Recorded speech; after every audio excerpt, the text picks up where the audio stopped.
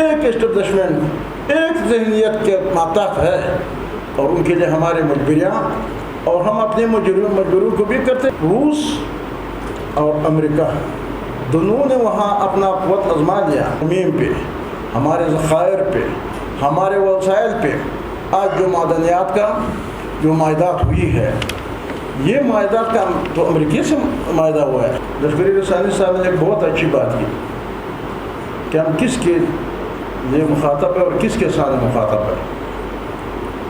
تو میں سمجھتا ہوں یہ بڑے بڑے باتیں، یہ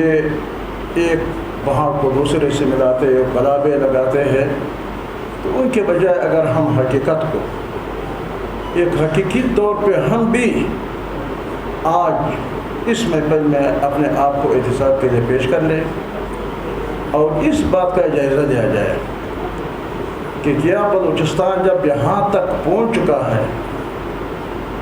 ظاہر بات ہے کہ جو قوتیں یا جو نہیں چاہتے، جو ہمارے اکابرین کے سالہ سال سے وہاں لڑایا جاری تھے، اور یہ مشن، جس مشن پہ آج ہم بیٹھے ہیں، یہ ان اکابرین کی امانت ہے۔